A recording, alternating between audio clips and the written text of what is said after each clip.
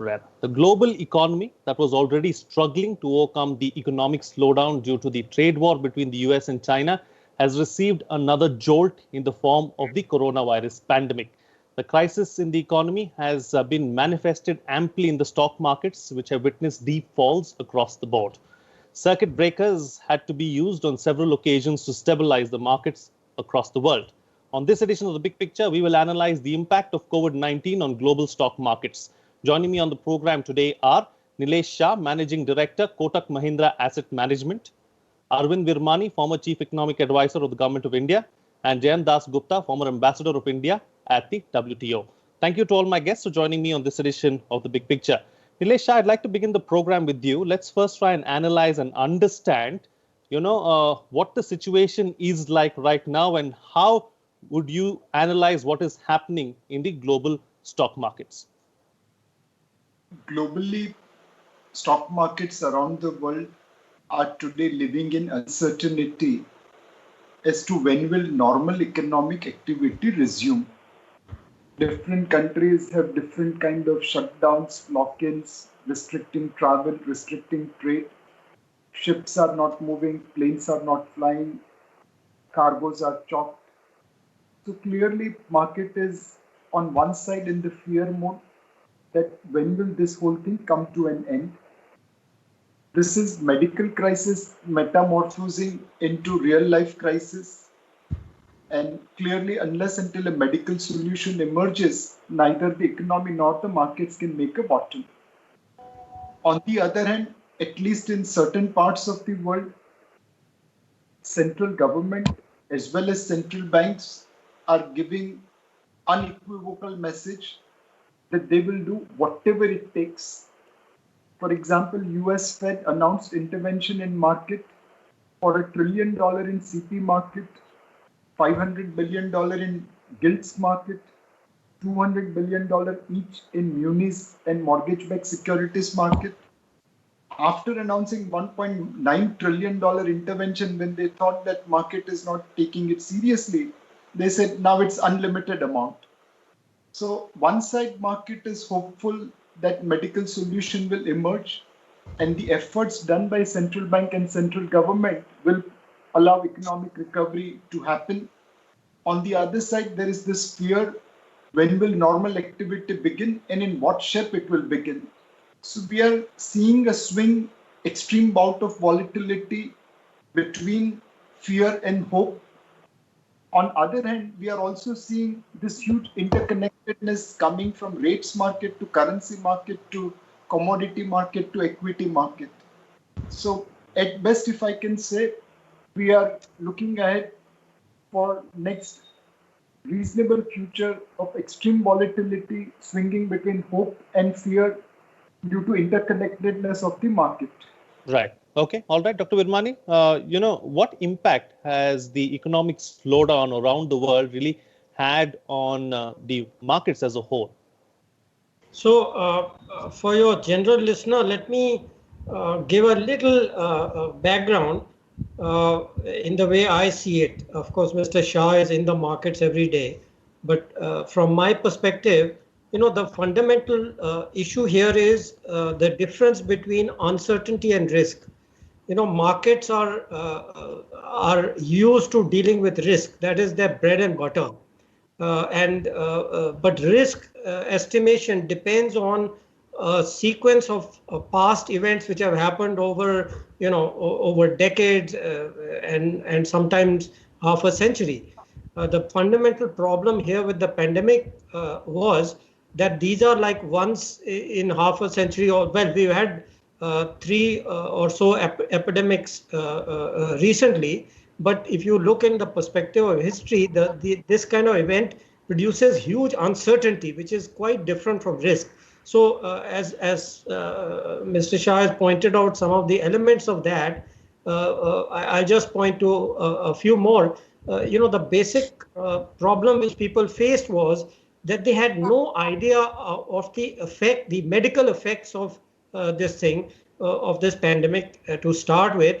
And second, it aroused huge fears because there is no known even ameliorative, not to speak of vaccine. So So as Mr. Shah pointed out, the most of the focus in the risk, as I could see, the perception of uncertainty was that things will start clearing up when there is some kind of a medicine or something in sight. So I think till that happens, the period of uncertainty will continue, and nobody can predict. I mean, everybody's guessing 6 months, 12 months, whatever.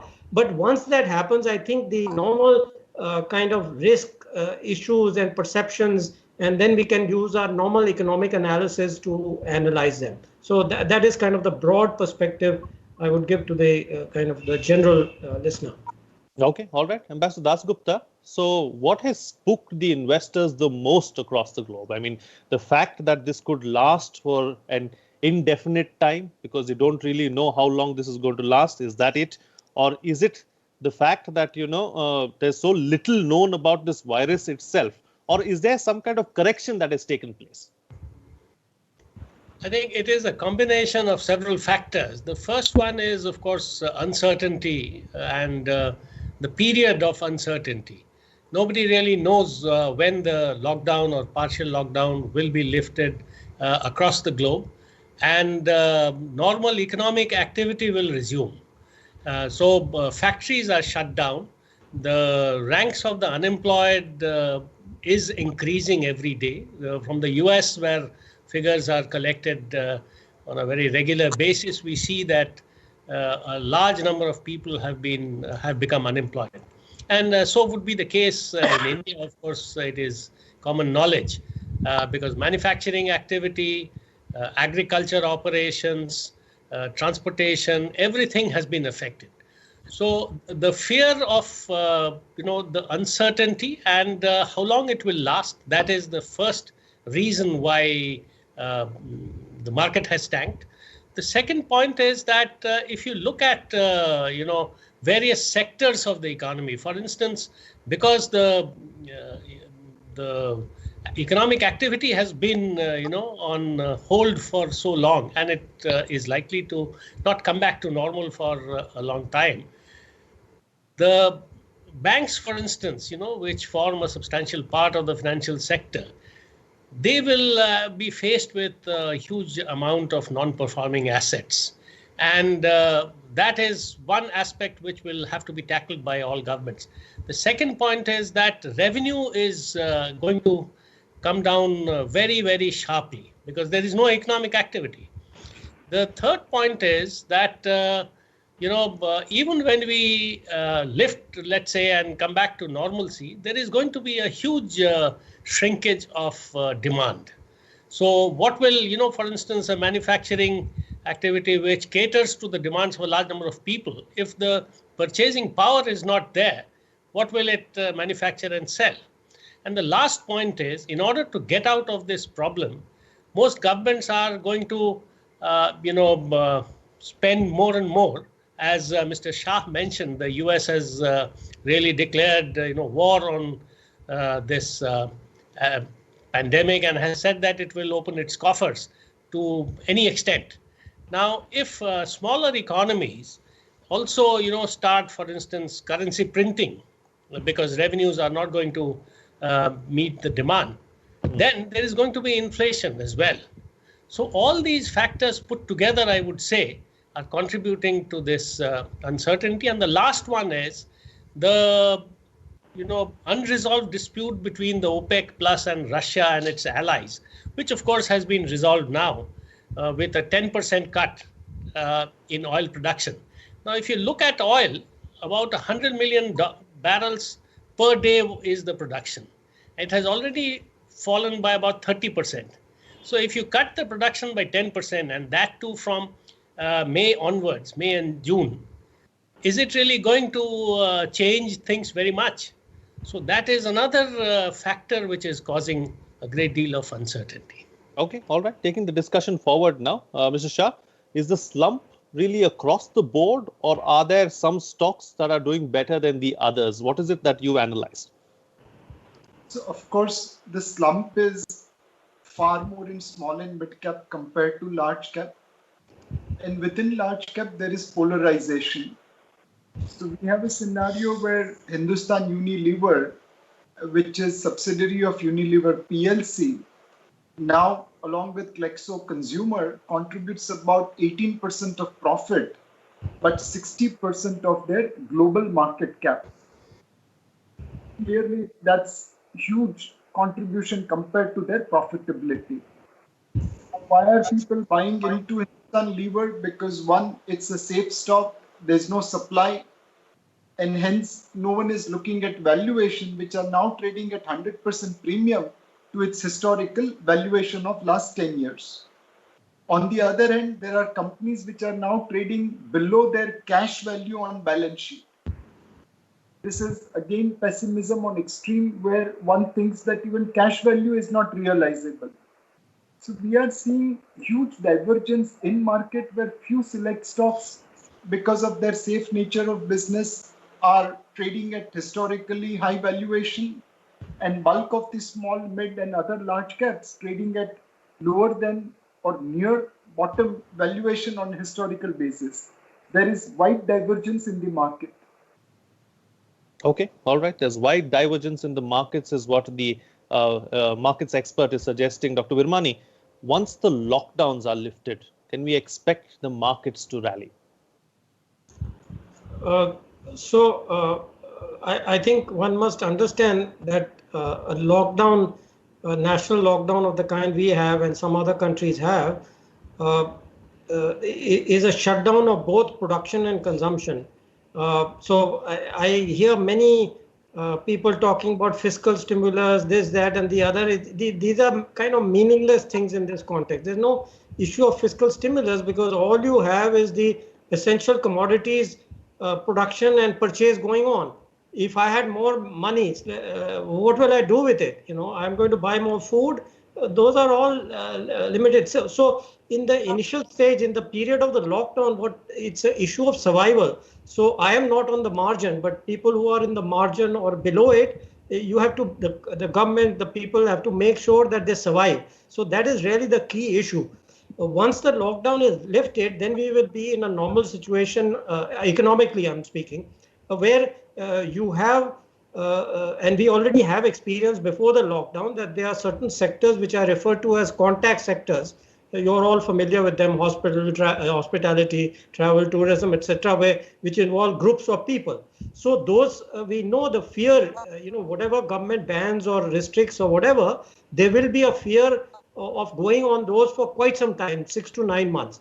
But even after the lockdown for 3 months or so, the government will actually have to ban or restrict activities in this field. So it's very clear that these sectors will take longer to recover. So the real issue is the rest of the economy, which we've been making some estimates, I and a colleague of mine, and basically that leaves about 50% of the economy. And really, when we are discussing what happens to the stock market, that is going to be the key elements of the revival, which right now it's a little difficult to say. All we've been able to do is to build some scenarios which say that the effect of that on the overall economy over a 12 months period may be between, the growth could be between 0% and 3%, depending on the lockdown,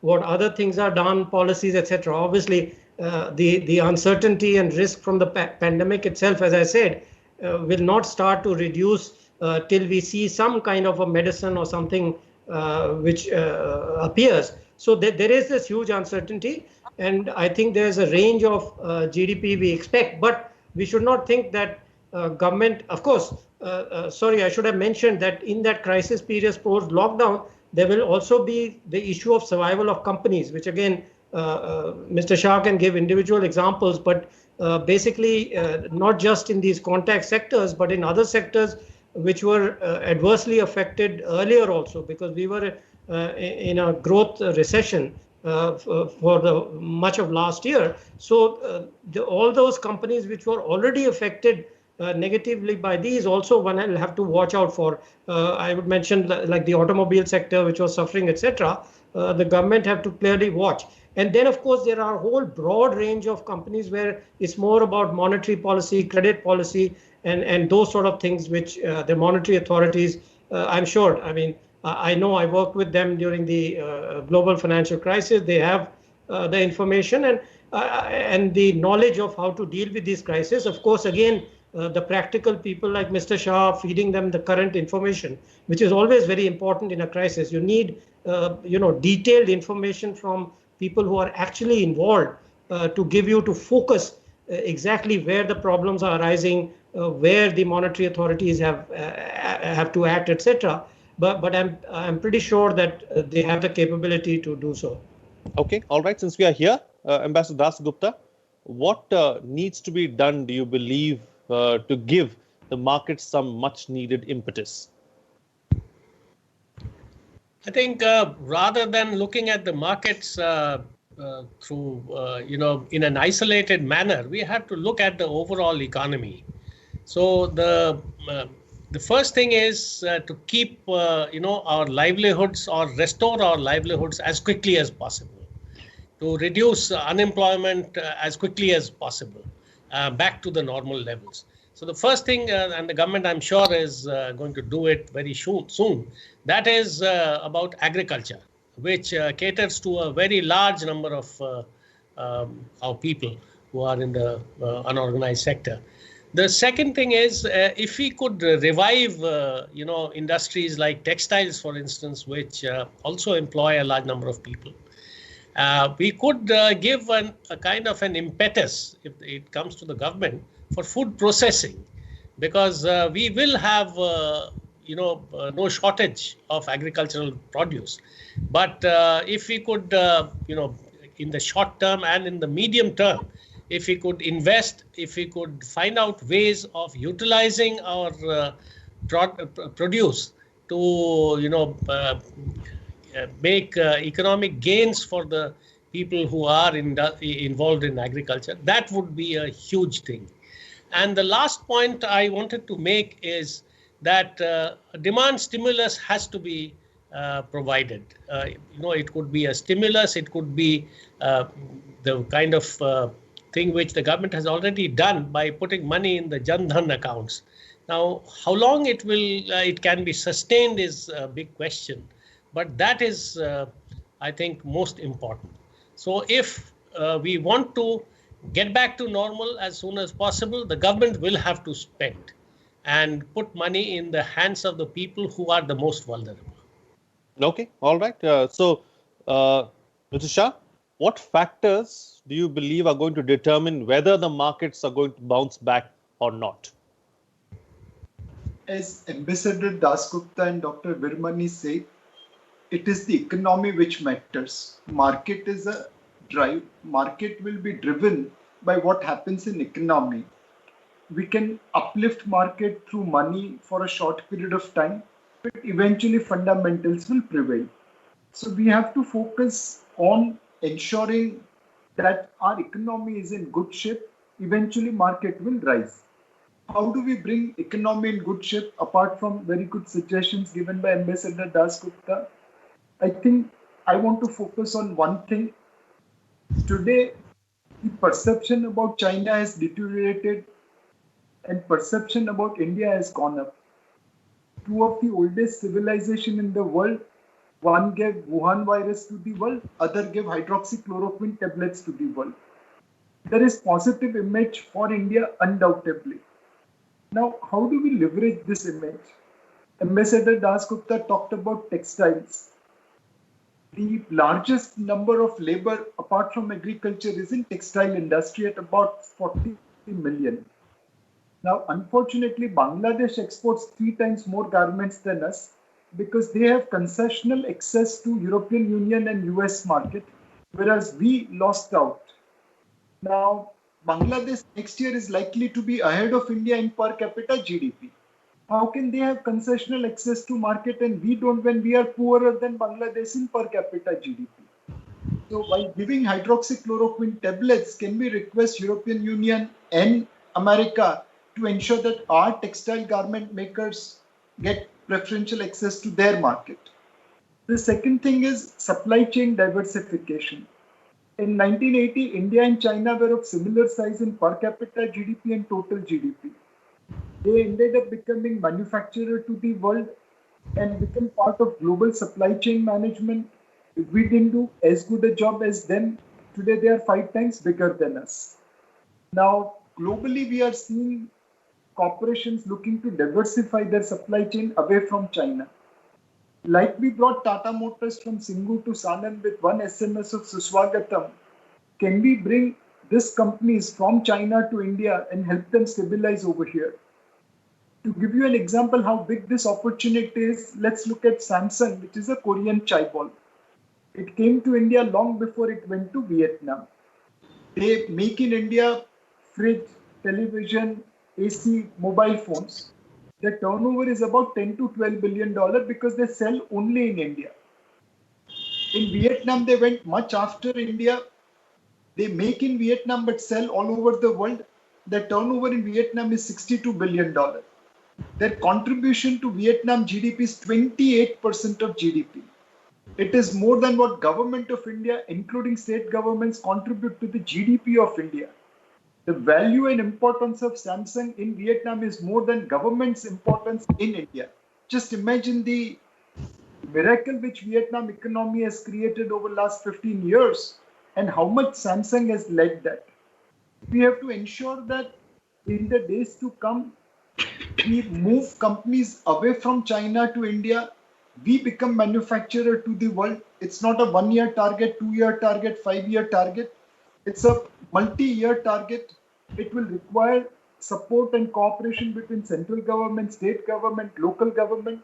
But if we focus over here, the opportunity which we missed out in 80s can be captured back in 20s. And today we have everything working in our favor. Companies want to move away. China's perception has deteriorated. We just have to grab the opportunity. Okay, all right. Interesting there. I want to take that particular point that Mr. Shah is making forward with you, Ambassador Dasgupta. You know, goodwill diplomacy is what I would like to call it. Use the goodwill that we have created and leverage it at a time of need, because at the end of the day, we've come to the aid of several nations around the world. I entirely agree with Mr. Shah. This pandemic has provided us with an opportunity to seek investments into India, and especially if large companies are trying to relocate from China or to diversify their manufacturing base, their services base. So this is a time when we have to get our own act together. We have to give a level playing field. We have to make ourselves attractive the same way that Vietnam has done in respect of electronics, in respect of textiles, in respect of a host of other industries. So we have to do that in a very short period of time. Let's say we reach normalcy by about the second quarter of this financial year.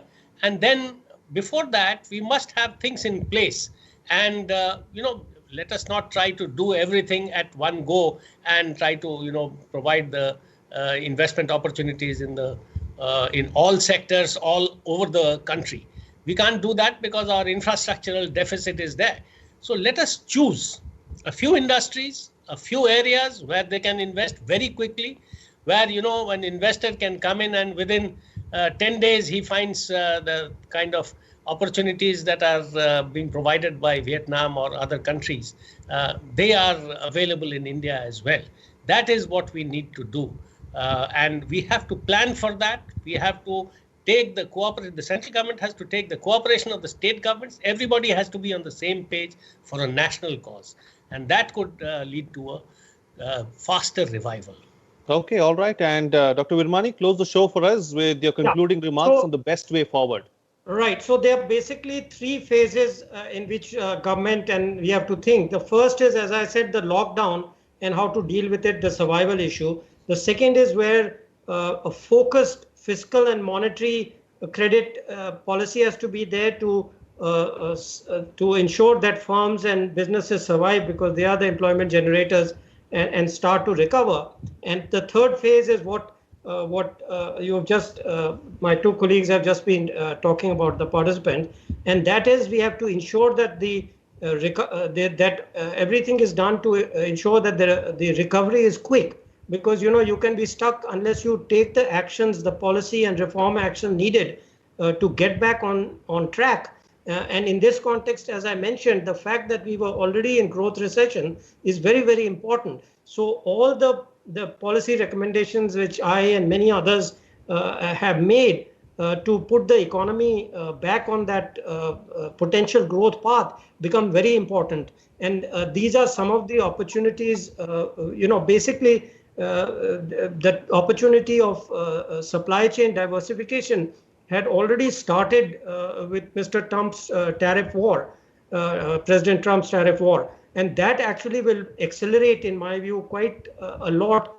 particularly in the next 2 to 3 years. Then it may go back to a slow trend, but in the next 2-3 years, as both others have said, that opportunity is higher now, except that world trade will be a little slower. So it's a balancing act, and really.